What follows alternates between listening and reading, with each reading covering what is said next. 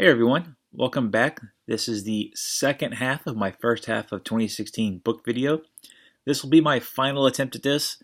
I tried it several times, but as soon as I finish and listen to it, I think of these little things in one book or the other that I could have mentioned, and two of them in particular cover a lot of content. I never do them justice, but hopefully this time, as it will sort of be the culmination of several attempts, I'll mention more now than I have before. One doesn't really have anything to do with the others. It was just an accident. When in the first part, I kept in one portion where I got a lot of phone calls, and I deleted the take that actually went well. So I had to remove that whole part completely, and that was on Antiochus the Great, the ruler of the Seleucid Empire. Also Antiochus III. He was the great-great-great-great-great-grandson of Seleucus Nicator, the founder of the Seleucid Empire. He isn't as well known today, but up until I think the late 18th century, he was a pretty famous figure.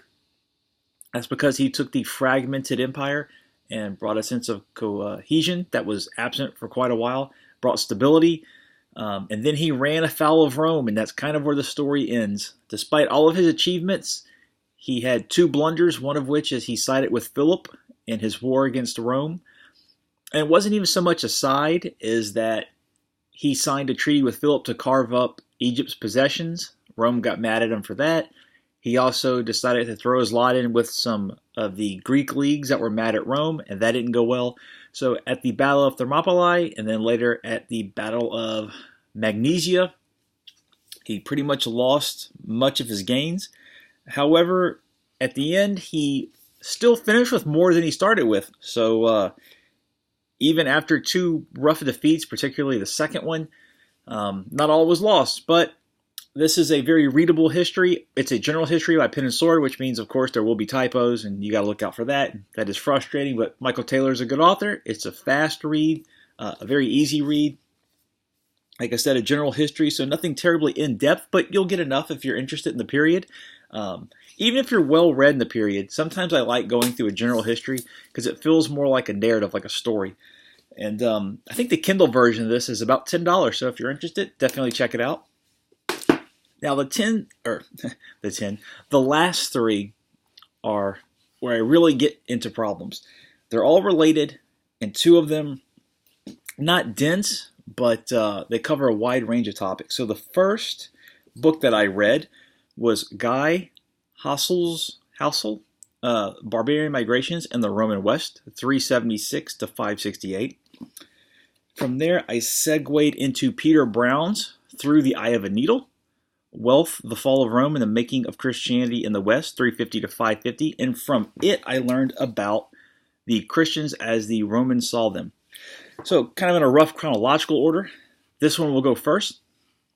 This is the only book I know of that outlines pagan critiques about Christianity, contemporary critiques at that. Starts off with Pliny and his dispatches to the Emperor Trajan. A lot of this is kind of administrative since he was the governor of Bithynia. He's asking what he should do about Christians, and Trajan's very matter of fact. He says give them multiple chances to recant. If they don't, go ahead and kill them. But you learn a good bit of what locals thought of the Christians through several kind of nondescript passages. In one instance, he says, I looked at their diet and it's pretty normal. That's in reference to, there were rumors going around that Christians ate people. And funnily enough, a lot of those are never discussed by, or actually none of them are discussed by any of the pagans in this. And in general, they're not. They are mentioned in some plays. And that is because those rumors tended to be formed by Christian sects talking about other Christians, trying to discount them. But in here you kind of get a hint that people are worried about that. And in general, he says he finds that they meet, they have a communal service where they seem to talk to the sky. They have a communal meal after a break, and that's really it. Problem with that is Rome heavily regulated meetings like that. You had to petition your local government, who then went to the governor, who then sent a petition to the emperor, and he had to okay or deny it, and they frequently denied them, as these associations tended to turn political. An example is Pliny asks, there are some firefighters who want to get together and form a group. And one thing they're going to do is create a funeral fund, which were really popular. And he says, no, they cannot form a group. However, they can form a funeral fund, and they can meet, X amount of times in the year to ensure that, that's running smoothly. But they cannot form a guild or an association. I think or a college. So that's kind of where it first comes to form. The religious aspect's not as important as the fact that it's a group of like-minded people meeting in a public spot. That's what really got the attention of the authorities. You also get a little bit of background on Pliny as well as the rest, which includes Celsus, Julian the Apostate, the last pagan emperor, and Porphyry. In particular, Porphyry and Celsus, their critiques seem to be the most stinging.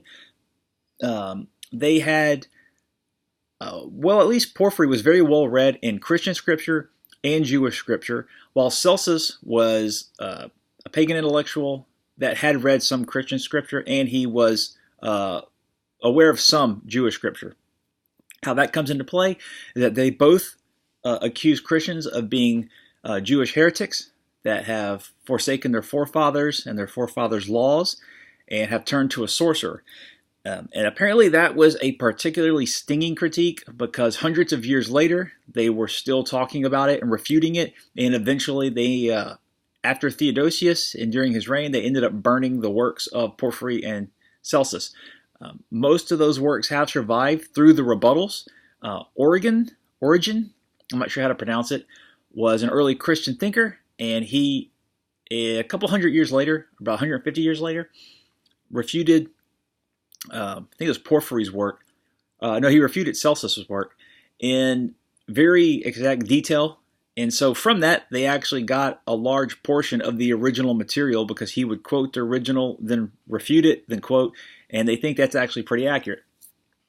In addition, they accused the Christians of adhering to sort of hodgepodge faith, and they use examples. They take bits from the Near East, from Egypt, Greco-Roman mythology, and how it's very much it sounds like a cribbed together religion where they take bits and pieces here and there. They contrast them with theirs. They ask, why is the pagan answer to, say, the beginning of everything not as good as the Christian? Why they find the Christian way of thought strange. Just an interesting book in general, because if you're heavily religious, you might think, well, I know this and this and this. Well, that's because those answers were formed through answering these critiques. Those doctrines were not set down. Most of them were still being argued. Original sin was still being argued. How to use wealth was still being argued, which you'll see in another work. So what you might think is old hat now was actually not explained at all. And it was through, and that's kind of the point of the book, is also how through answering critiques, actual long-lasting doctrine was formed. So it's interesting to see contemporary pagan thoughts about Christians. I'm not overly religious, but I do enjoy reading about turning points in history and the foundations of organizations, the maintenance of them, things like that. Which leads me into the next two. These are monsters. Okay, Peter Brown's work is very specific in a sense. It covers the Age of Gold, which is Constantine, and shortly after, being that Diocletian introduced a gold coin, the solidus, but Constantine put it into wide circulation, and that became how he paid his administrators. That was a kind of a new, not that gold wasn't very well known, of course it was, but that form of gold and that amount became kind of the new standard bearer of wealth. And what ended up happening, as the bureaucracy increased and more people got gold, they would go into the provinces and they would become like a new aristocracy, kind of showing up the old landed gentry. Because now everybody wanted gold, but they are the only ones who had ready access to gold. Of course, old families who were massively wealthy, they could get gold, they had gold, but this was more the mid-level gentry. And you'll see later that actually starts breaking apart the empire because it becomes very localized. You find the older kind of town councilors and prominent families pushed aside. They get angry. So you start having, they're disenfranchised. They don't feel that pull to the central authority. But how he goes about this is it's not just about that. You get a lot of information on the period. So he goes through several parts of the empire, and in doing so, he focuses on several people in particular. So, for instance, in North Africa, he talks about Augustine. You get a lot of background information on Augustine, his thoughts on wealth, where he came from, how he was tied to a leading pagan senator, Symmachus, who many of his letters survive. A famous argument where he was trying to get the altar of victory restored to the Senate. Paulinus of Nola, who was in Spain at one point, settles in Italy. So you get about Spain, you get information about Spain at the period, about central Italy. Ambrose of Milan, you learn about that. Symmachus had property and spend time in southern Italy, so you learn about southern Italy. There are the monasteries in the Near East. There are monasteries in the nearby islands like Corsica, in Gaul, and Pelagian, I think it's how you pronounce it, from Britain. And every time he covers one of these people, he talks about the region. So I bought it as a general background history of just this period as a well-detailed one, and that's exactly what it is. Just with the bend of wealth and Christianity. I've also been curious about that. I think most people who've gone to a church, seen a bunch of gold, wondered what's going on with that, how that went out, because as the book's title is, Through the Eye of a Needle, you would think it was pretty straightforward where wealth should go. And it goes into detail about the struggle of that, how the holy poor, which would be monks, won out against the actual poor. Also how the self-sustaining monasteries in the Near East weren't really self-sustaining. They did generate an income, but they only stayed afloat through patronage, which of course is a famous old Roman institution that carried over. You learn about the invasions from the Germanic kingdoms. You learn about how the locals adapted to that, why they broke away from the empire, how they were able to do so. But this book, which I would consider an essential read, actually goes into much more detail about that. So Through the Eye of a Needle is very interesting if you like the religious aspect of it, or you just want more detail in general. The only real complaint about this is a few times he says things in a certain way to fit the narrative, but if you don't know about the period, you might take it the wrong way. For example, Count Boniface, in The Commander of North Africa, Peter Brown says he was looking to Italy when the Vandals invaded. That makes it seem like he was not aware the Vandals were on their way. While it is true he was focused on events in Italy, he knew very well the Vandals were on their way. He just didn't know the amount that so many of them would arrive. And it was also to help him in his troubles, but when his troubles subsided, and he said, I don't need you anymore, that's when the trouble broke out. So while he's not incorrect, you could take it a certain way. Or for the Pelagian controversy, which is directly to do with wealth and poverty, and how you should use your wealth to enhance the well-being of others, the lesser well-off, instead of just beautification towards a church or a temple or what have you. He said a pope responded, but makes it seem like he kind of passed the buck, but in real life the pope had a very detailed response. So it's little things like that, but in general, it is a very good book. It is 800 some odd pages, but the main content is only, I think, 500 pages. Let's see.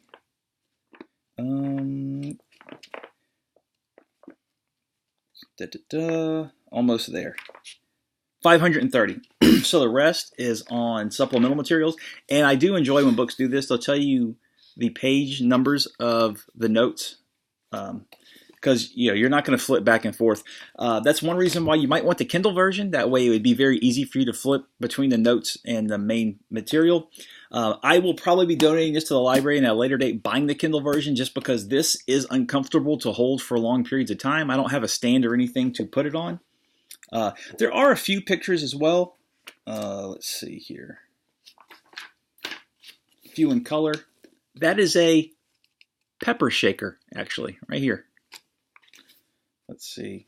Not too many pictures, but just to give you a hint of. And both of these also stress how the regions fare differently and that wealth didn't, disappear with the loss of the Western administration, that some areas actually went on for quite a while with enormous villas, but they also stressed that it wasn't the latifundia, which are these grand walled estates. It's not how it used to be pictured, where they were walled off and left the cities to fend for themselves. The rich still went in between their cities. They still went into their estates. They did set up defenses, but they didn't exclude themselves from city activities, not for quite a while. And that in some instances, up until the 500s and 600s, games were still going on. But to get the most out of the period, I would very much recommend Barbarian Migrations. This covers just so much material. One of the focuses is actually on Roman frontier policy, how it was very effective. And when we read now about Romans giving gifts or gold to neighboring tribes, they call them subsidies or tributes. You would think that's a form of weakness, but what this book stresses, and others' recent accounts stress, is that the frontier was so wide and with so few troops, they simply had to do something. And they couldn't afford to maintain troops. And in many instances, it was far cheaper to just give some gold. And both of them actually talk about the impact on the economy of that. And it turns out it is not nearly as drastic as it sounds when you think of pounds of gold. But the enormously rich families they generated more than that in a month. Through the Eye of a Needle focuses, of course, on that more, and the perils of having such a concentration of wealth, especially when renunciation became kind of in fashion. There's a story about two rich families marry together, and all the wealth becomes combined in this young couple. They renounce their wealth, free 8,000 slaves, and just leave. The result of that is complete panic. They had slaves petitioning for help because now they're homeless. They don't have any food. You have people living in the area wondering, what they're going to do now. There are thousands of people kind of roaming the countryside. And one of their relatives stepped in and purchased them and reset the farms back up. So it touches on how that happened. Of course, the loss of wealth also left the provinces kind of weaker. In Paulinus' case, wealth was used to help coalesce a local nobility to face an emperor that might not have their region's best interests at heart, and how they could defend themselves against incursions. With the loss of that money, they are weaker in front of the emperor, in front of his administrators, and to defend themselves. This book goes into greater detail on that aspect. Like I said, they're very intertwined. And what you get from this one is a good analogy of the emperor being a candle in this period. And wherever he is, his laws are pretty much, it's followed. But the further away, further out you get, the less so. The result being an increased fragmentation of the provinces. As soon as the emperor leaves, it becomes harder to administer there. And that's when you have usurpers step in. That aspect's also covered well in that many of the incursions were simply tribes trying to reestablish one's authority or to get the attention of the emperor again. So if a king is in power because he controls trade with Rome, or he's giving gifts from Rome and he gives them out to his followers, and suddenly through a civil war, he is not given gifts to bestow, or there is no trade for him to help regulate, he has no power base. So he will then invade the empire, get some booty, go away, and either distribute that or get the emperor's attention, reinitiate subsidies, and in such a way, he reasserts his power, and the empire gets a more stable border. The book kind of covers how none of them seem to ever want more than that. None of them really thought to take land. And it was basically through poor management and accidents that they found themselves in the position to take land, that they were very much realistic in that when they invaded, there weren't tens and tens of thousands like the old writings used to suggest. They knew they couldn't take the whole empire. They just wanted something. And even Alaric, when he rebelled, he simply wanted food and a reinstitution of food and subsidies. Because if you find yourself, in the middle of Western Europe with no food and walled towns that you have a hard time besieging, you're in trouble. So you get a lot of information on that about how it was really through a series of blunders that Rome found themselves so weak. every step of the way, no one thought such long term that it was easy to foresee what eventually happened. Just that a crisis popped up. They found a way within their framework to solve it. Neighboring tribes within their framework to solve their problems. And that just kind of ground down the provinces over time. He does downplay the barbarian invasions a little bit. He does state that, yeah, there was destruction, but it wasn't apocalyptic as once written. But it's still pretty bad. They still find mass graves, especially in the later period. But that's a minor complaint, really. Like I said, he doesn't say that it didn't happen or that it wasn't bad, just that it wasn't bad as previously thought. But then when he goes into more detail, it does sound like it was that bad. But yeah, just for a greater understanding of what this period was like, how the locals adjusted to new rulers, why they would adjust to new rulers instead of fighting for the emperor, definitely read this book. They can all be found at Amazon. It's over 20 minutes. Thank you for watching, and I will talk to everyone later.